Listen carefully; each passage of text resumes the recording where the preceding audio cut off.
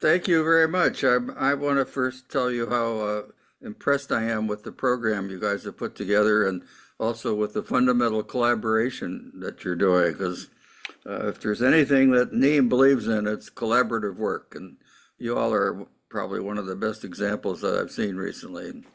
I'm also a big supporter of sticks from years past.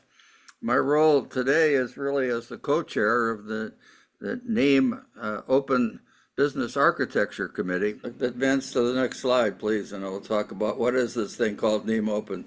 It's fundamentally it's a way to come up with standards for the exchange of information across and within domains, particularly across domains, to allow a standard to be used to express two things: the meaning of data and the syntactic representation of data. So semantic and syntactic interoperability is the whole objective of what NIEM is about.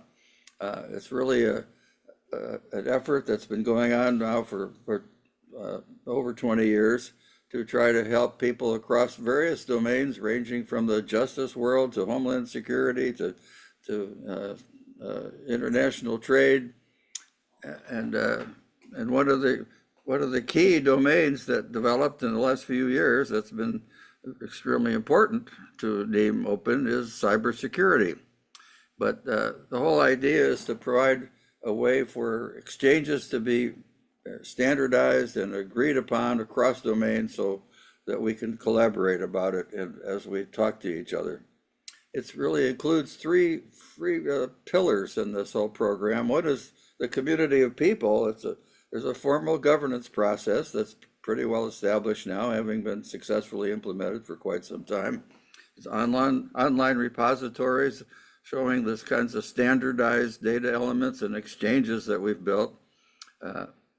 There's a group of 17 different domains that have been established already, and more in the process of being implemented.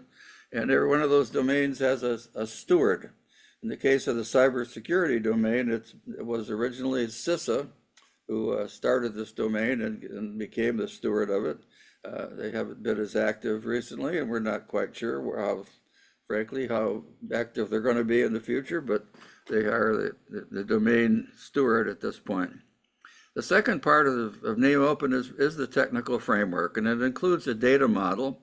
The data model now has over 20,000 harmonized data elements that have been agreed upon by all the participating domains. They're divided into two categories: a set of data that is applicable and useful across more than two domains, and then data that's specific to individual domains. Accompanying that is a whole set of design rules on how you name and design and use these individual data elements, and then a development methodology on how you build exchanges that can be widely used across all of these domains.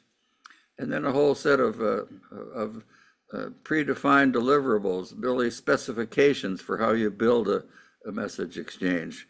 We used to call them information exchange package documentation. We're really talking about the spec for how you specify what an exchange is and what it consists of. The third leg in this stool is a support framework that's been built by the federal government, more or less. They're funded by the federal government for tools for developing and discovering the usefulness of this model, established training program, implementation support, and a knowledge center, all of which is available free to any of you or anybody else that wants to take advantage of it.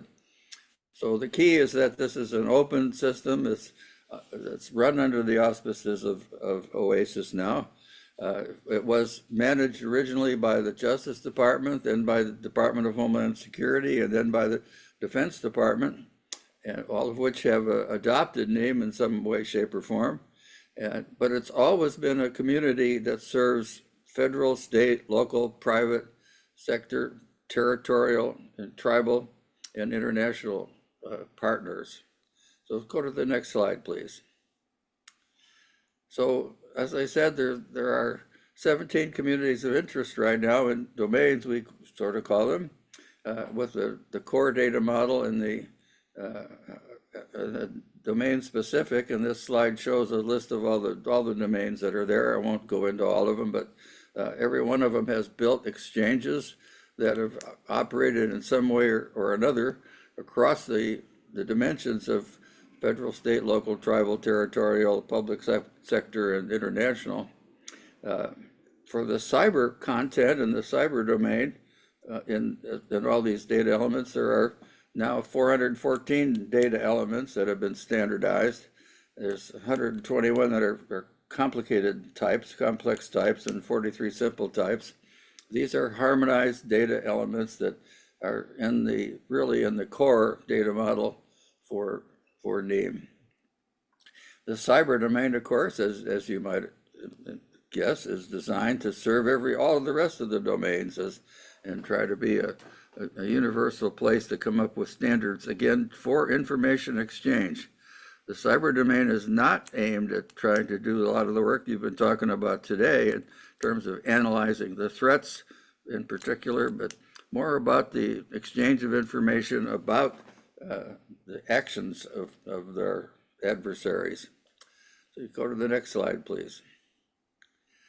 So what we tried to do in the cyber domain was to, first of all, look at some of the requirements for exchanging data between federal, state, local, tribal, and territorial agencies, and what has to be reported to the federal government or state governments by either law or regulation, looking at the incident responses that are taken in response to cyber incidents, encouraging people to exchange the information and make it easy to do so by having a message exchange spec, really, a package that says, here's the data elements that should be included in any exchange.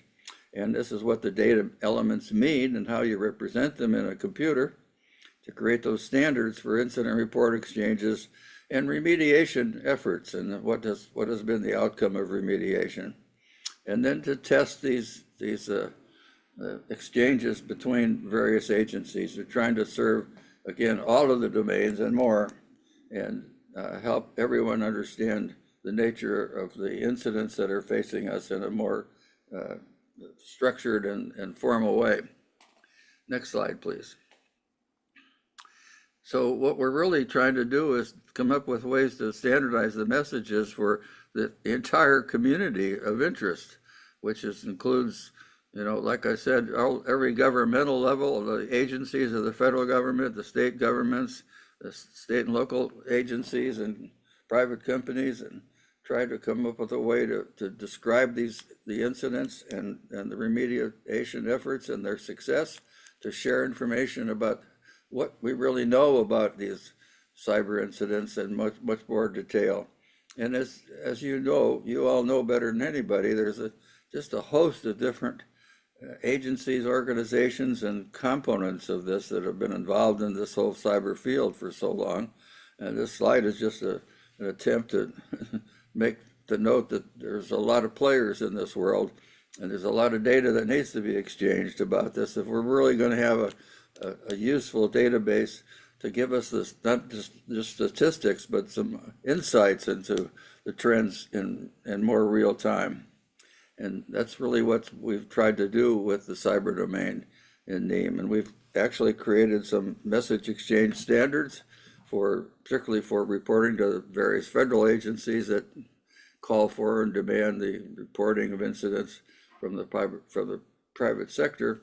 But we're really trying to more and more recently to look at the exchange of information between domains. For example, I did a briefing for the utility industry not too long ago, and the utility infrastructure is really interested in exchanging information on threats, on cyber threats, knowing what they are, like you guys are doing today, but in a more formalized and consistent way to bring this information to the attention of executives and people that could do something about these threats.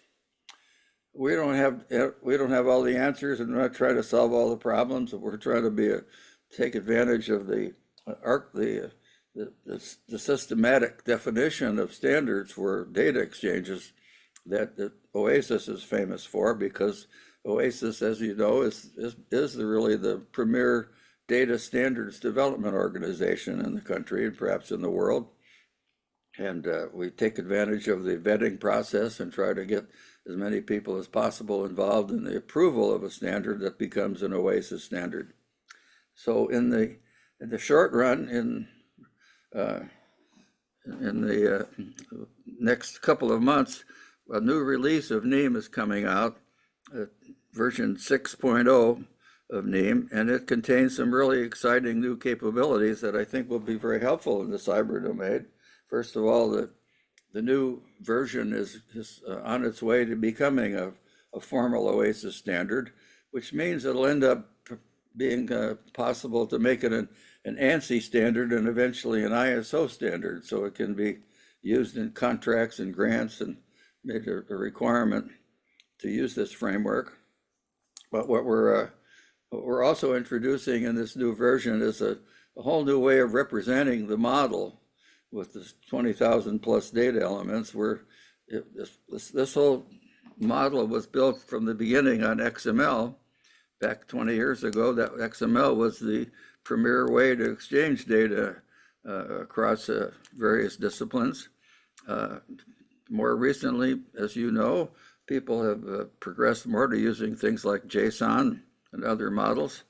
And so we've transformed it, and in this new release, we'll have a common model format that lets you express the model in XML, JSON, or OWL and RDF model. So this really opens the door for the NIEM program to be used more to develop an ontology and knowledge graphs, which is something that we see as the way many of the interoperability problems will be handled in the future, because if you have multiple data sources, knowledge graphs with the ability to handle both structured and unstructured data become a good way to create a data fabric that overlays over other data systems. And this new release of NIEMOpen will support that kind of an idea. The API that's being released with this new model is actually allows you to take the NIEM model and use it to create an ontology and a knowledge graph in any particular domain. So you can have a justice knowledge graph or a homeland security knowledge graph or whatever that you need using the common model format and the APIs to actually create the ontology, which of course leads to a much more reliable and useful and trustworthy use of knowledge graph and AI technology. We've also created some new tools to automate the process of building exchanges, so you could just use these message specification tools and take whatever message or exchange you want to create, go into the tools and pick the data elements you want, and it'll automatically create a schema and a representative implementation spec, so that you can turn it over to anybody that you have developing under whatever protocol you want, and have a standard for measuring and communicating the content of that data across whatever combination of domains are of interest to you. So I think that's really the basis of what NIEM is about, what we're trying to do. We're more than happy to have participation in this work by any of you. You're welcome to join us in the cyber domain, to sign up for the mailing lists or whatever. I think we have another slide that shows some source materials that you can go to. The more details about this whole program are better found on NIEMOpen.org. There's also a NIEM.gov site, which was the original site, which contains some stuff that's more peculiar to the military and government operations, but NIEMOpen.org is the basic source of all the data. There's a lot of stuff on GitHub that's open and available to you that you can go to and get more information. You can also, using NIEMOpen.org, there's a capability to submit questions and get technical assistance and get help on anything that we can do to be of support to what you're trying to do. We're certainly open to ideas and and interest and demands for more additions to the cyber domain of the kinds of things that will help us improve this whole mission of information sharing across multiple domains. So that's kind of what I was trying to do in my 10 minutes, and I think I've just expanded that time a little bit. So, no, it's good. We still have another 10 minutes, I think, before the next speaker. well, I'm happy to answer your questions about NIEMOpen. Well, I'll make a couple comments before we get questions to you. First of all, can you go back one slide? Yeah. So you'll notice there is a taxi on your slide. And if you listen to what he said, it sounded an awful lot like sticks. If you are involved in NIEM, you already know this, but if you're not involved in NIEM, you might be saying, wait, they're reinventing sticks. The answer is no, they're not. They're standardizing sticks inside NIEM. If you actually go and look inside all their objects, the things he just mentioned, it coincidentally 100% looks just like sticks. In fact, Exactly. there is very intentional. Yeah, so don't feel this is yet another parallel different effort. But the other thing I wanted to point out, you know, I go back to the domain slide, one further back. It is another one back. So those other domains that are talked about, sticks, again, they don't, NIEM does not, the people who know NIEM, and the people who don't know NIEM don't realize how common it is, okay? It's involved in almost every court filing in the United States. It's involved in most law enforcement actions in the United States. When I was first got my driver's license and we lived in New Jersey and I came down here a lot, I got a speeding ticket in Virginia. I didn't worry about it either showing up on my insurance or showing up as points in New Jersey because none of the states talk to each other. Okay, guess what? NIEM 20 odd years ago came up with the standard for how law enforcement shares all that information. So when the cop pulls you over and he goes and he types in the computer there, that information exchange across all those government agencies is with NIEM standards. That's right. So it's very common in justice. It's very common in the court system. It's actually very common in the intelligence community and the military also, but we can't talk about it. So just so people realize, it's not only common, there's actually a US law that says if a US federal agency is to talk to any other federal agency or to any state, local, or tribal territory, it's LTT in government speak, and there is a NIEM standard for it, that is what you must use. So by law, you have to use NIEM. So again, they tend to not point out sort of how really prevalent this stuff is. It's really prevalent in all these other domains that we tend to not be as involved in, like agriculture. Like, all right, so farming, who cares about farming? There's a lot of standards used there, and now it's becoming much more cyber enabled. So the intersection of our domains with their domain should be. Having been involved in NIEM, I haven't been involved lately, but was involved for a year or two ago. Cyber domain needs work. There's just not enough effort being put into it. So I agree with that. It's an area where you could make a big difference. It is an open project. You're welcome to participate. They're looking for help. So just want to make a plug for them. So with that, I will then ask, are there any other questions in the room? Yes. How does this relate with what you're starting up, the OSIM? So OSIM is information modeling. There is a layer, this is probably as good a one as any. There is basically a layer. So NIEM started out, I'll say, as a data layer standard. Their current NIEM 6 that they're coming out with, they've been working on it for a couple of years, has a attempt to pull it up a layer. It's sort of, I'll call it their own homegrown version of information modeling because they're having to deal with, I mean, they've been around for 20 years, so a lot of legacy stuff involved here. They actually have issues like on some of that court stuff I was talking about, they actually have stuff from 15 years ago that's still in use today, even though they have, 15 newer versions of it, because that's, hey, the guys haven't upgraded in whatever court in rural Iowa or whatever. So they have a lot of things they have to deal with there. But I do think they all interrelate and it's all going to work out. But again, it's going to take people like us helping them because that's not where they're coming from. Okay. And particularly I'll pick on agriculture because I usually pick on them.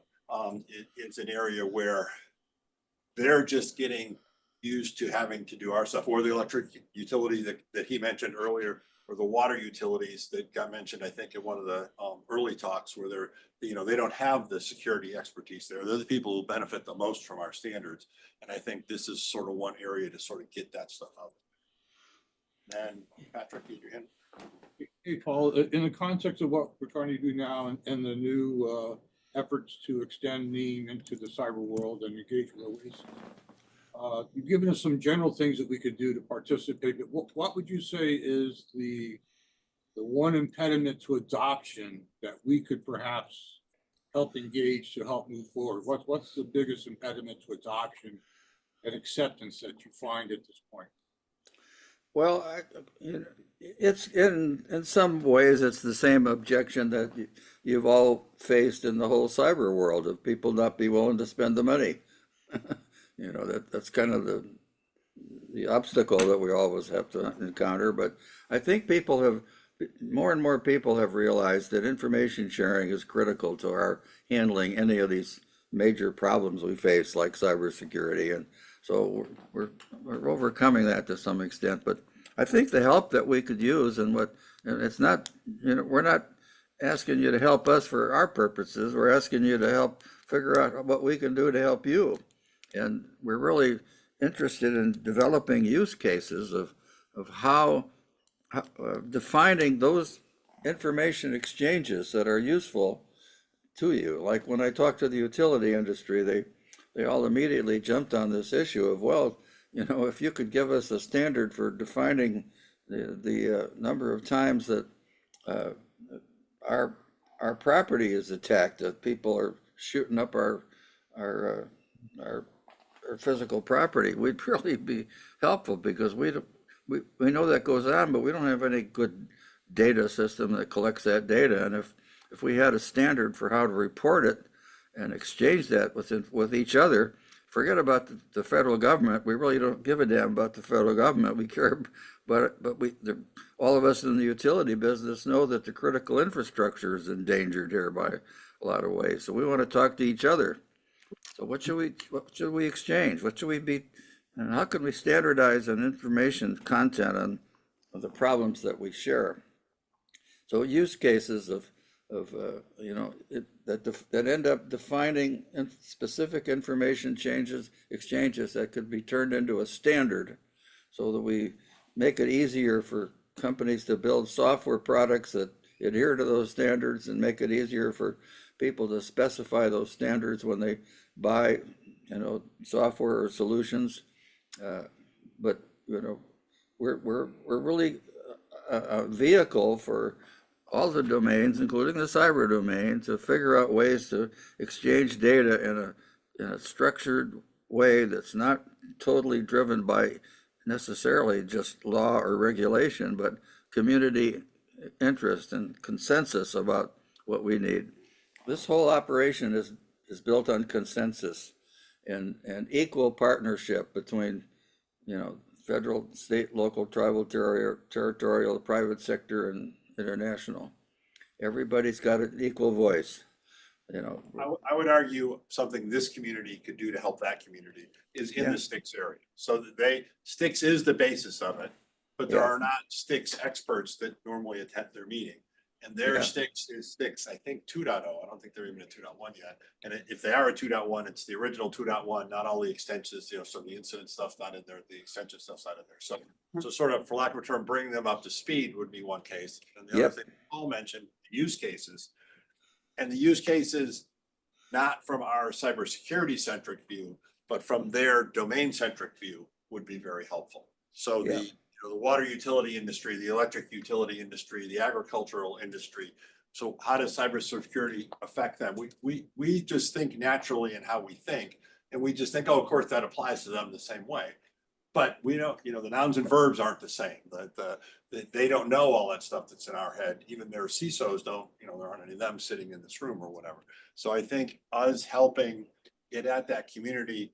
The other one I think is really big is I think the justice, the law enforcement is an area that I don't think we think enough about. We tend to think the incident ends when we finally finished, that incident response report. When the reality is there is particularly from a corporate viewpoint, there's a secondary loss associated with all the court related stuff that goes on. And that again, they are as tied into the court, the court systems basically run on me. So the sort of getting our cyber threat information, our cyber risk information, our cyber incident report stuff into the court in an evidence, whatever the right word is that you, so you don't screw up the evidence, way. Yeah, would be another area we could help. I'm gonna ask quick, is Vaughn on? Yep. All right, so with that, thank you, Paul. Let's give him a round of applause. Thanks for having me. Move on to our next speaker, Vaughn Shanks, who is speaking to us from Australia and probably just got out of bed if he's not still in bed. Vaughn, you're up. Hey everybody, I am indeed not calling from bed, but it is the morning here. So yeah, thank you for making time for me at the end of the day. And what I wanted to do today, so I'm Vaughn Shanks, for those who haven't met me, from Cydarm Technologies, and we're a software vendor and we make software for cybersecurity operations teams. But what I want to do is showcase how we are using the Cacao specification to implement playbooks in our platform, because I think our approach is different to some of the other ways that Cacao has been used in practice, and it might be something interesting in that for people. So first of all, just starting with how do we use Cacao playbooks? I think the way the Cacao spec has been arranged, it leaves a lot of latitude for how you actually implement that, and how you, how you go about building Cacao into a larger system or a system of systems. And really, the question I wanted to pose is, are we looking at Cacao as an orchestration tool? Sorry, next slide, please.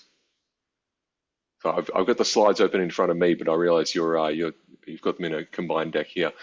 So are we thinking about Cacao as orchestration, or is it actually a chance to implement process assurance? And I'll get on to a bit about what I mean by process assurance in just a second. So when we think about SOAR applications, and there were a bunch of those that came out in, I don't know, maybe 10 years ago, we think a lot about orchestration and about process automation, being able to run through a series of steps with decision points, automating cyber response. The other way to think about it is process assurance. Next slide, please. So this diagram here, this has been copied by me from a talk I went to by a Gartner analyst. And if you recall, back in about I think it was June of last year, Gartner declared that SOAR is obsolete. Now I realize that's quite a controversial statement. A lot of people can argue that's not true. I know there's a lot of people still using SOAR platforms. But SOAR had been in the trough of disillusionment for a year on the Gartner curve, and they declared it to be dead. I think the rumors of SOAR's death have been maybe a little exaggerated. Let's look though at this diagram. So what we have here is the Gartner analyst's representation of the cyber incident response problem. So starting with the domain area, so that's the cyber terrain you work in. Moving down to your specific objectives, what are the assets you're looking to protect? What is the data that you're looking to safeguard? And then how are you going to go about doing that as a process? And then on down into the specific activities and the tasks that make those up. So we're getting right down into sort of task management theory at that point. And what the traditional SOAR platforms have done is come in at this problem at the process level. So saying, how can we automate an entire process end to end? And I'd put it to you that there is such variation in the attacks, and they're constantly, cyber attacks, attackers are very innovative. They're changing their tactics all the time. And then on the response side, very often you can't automate, a conversation with your legal team. You can't automate notifying the risk people of what they need to know. So there are parts of this process that do require human collaboration, that require judgment, and that require people to apply intuition. And I think that's the part that we can't, you can't put enough boxes, decisions and actions on a huge SOAR playbook to handle every possible variation that can happen. So preserving that collaboration, preserving human agency is critical. There's still an opportunity, though, to automate at that activity and task level for deterministic, repeatable things that are really not well suited to humans anyway. So we started out with using Cacao, thinking this is a great spec for playbooks. You know, why build our own when someone else has gone and defined an open source spec? Maybe one day it'll even be popular, and we can share and utilize other people's playbooks and share our playbooks with other people. And we started out by building a simple orchestration engine that would run a Cacao playbook, but very quickly scrapped that approach and went for something different. So next slide, please. And so what we've done instead, so our platform is based on the idea of case management. So if you can imagine our first iteration, we had the Cacao orchestration engine sitting off to one side. And when you ran a playbook, the idea was that it would essentially send the playbook to the orchestrator. The orchestrator would run the playbook and then come back when it was finished. That approach we found was very limited.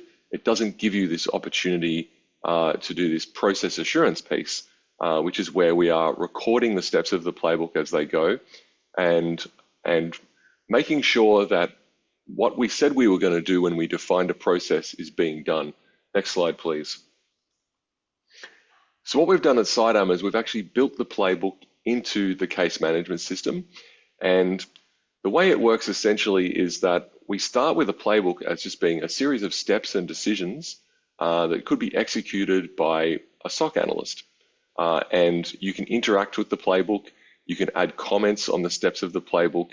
You can manually set the values of the output variables on a step, and those step variables get passed down into subsequent steps. And the idea being that at this point we have defined the processes that previously would have been in maybe a stale PDF file sitting in a shared drive, or they're coded up on a Confluence page somewhere. We've actually integrated that right into the case management platform. The idea being that as you go through one of these very well-defined processes, the comments you're putting and the status changes that you're applying to that playbook are actually being captured on the case activity thread of that case. Next slide, please. So this is a screenshot of how we render those playbooks, and what we're moving towards is the ability to have a hybrid playbook. So really thinking again of that slide there was a few earlier with the concentric circles, we're saying this is the process layer. So the process layer here is in fact still human controlled, but any one of these activities could revert to machine control if it's something that we can actually automate. So, and I realize I'm doing a lot of hand waving here. I'm not going to run a live demo, but there's a model in traditional AI called the Blackboard model, which is the sort of thinking behind this, which is that you have this shared state. So any SOC analyst on the team can see this process diagram. They can see which steps are currently blocked. That's the ones in red. They can see which ones have been done, which are in green, and they can see which ones are in blue, which are ready. So when I look at that diagram, I see there's that box about halfway down on the left that's blue. I can immediately assign myself to that task and start working on it. But equally, if that task has a machine compatible command in it, then an agent could also assign itself to that task and immediately seize control and start executing that step automatically. So this is how we can automate the repetitive tasks. We can automate the things that people are not good at or that are very deterministic in nature without losing control and having to have a large team of security engineers trying to build every possible automated feature for all of the different things that can happen. Next slide, please. And so our vision at Cydarm is for this integrated Cacao playbook system to be part of case management. And the way we describe this to the organizations we engage with is we talk about it as shareable tradecraft Okay, so the idea being, and I don't think this is particularly novel in this community, the idea being that we not only give you CTI, so here is your your sticks payload you can download from CISA, but also here is a hunt package. In other words, a playbook with instructions on how to conduct a hunt and a response that you can use. And as per the previous gentleman speaking about utilities, if you've had a utility company, a large utility company that's had an incident, they've found some indicators, they've gone and eradicated the threat and codified what they did along the way, they could then take that package and share that out with other utilities and say, if you're seeing this same activity on your systems, here is an approach that we know works to eradicate the threat. So what we're doing, we're getting process assurance. If you need to make attestations to some authority, you can show them you have a playbook, but not only do you have the playbook, you are following your playbook. But then you can automate parts of it. So you've got that accountability combined with speed, and you've got this collaboration, this synergy, if you will, between humans and machines, combining the expert intuition of a human with the consistency and speed of machine execution. Hopefully I didn't run over. That's all I had. Any questions? Thank you, Vaughn. Questions in the room for Vaughn?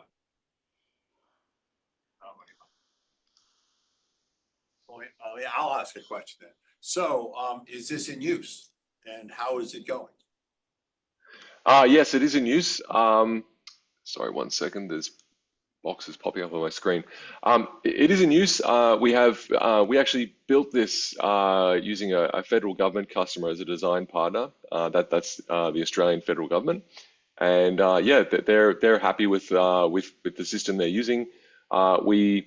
We haven't implemented the machine automated steps yet. I think we're taking an incremental approach to that, and with this approach to cacao, you can do that. You can start with just encoding a procedure, and then you can add in the automation piece later. But yeah, it's in our platform. It works. We're making playbooks in Roaster at present and uploading those into Cydarm, and you can use it today. Patrick. Do you have any, do you currently support BPML for import and export? And if not, is it on your roadmap?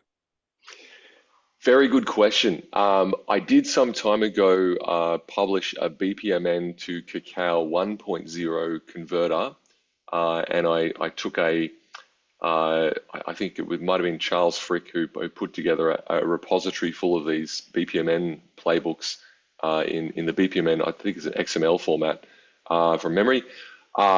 We haven't converted that. We haven't ported that converter to run against 2.0 playbooks. I think where we got stuck is the requirement that every branch have an end step, and there are some other differences between BPMN and Cacao. There's some mapping that has to be done between the different control elements in particular. But it was that requirement to separate, to have each branch ending in an end node terminal that's made that challenging. So not yet, but it's certainly something that we want to be able to do to leverage the existing BPMN playbooks. Yeah, I have those on my laptop, coincidentally. Any All other- right. Well, thank you very much, Vaughn. Awesome.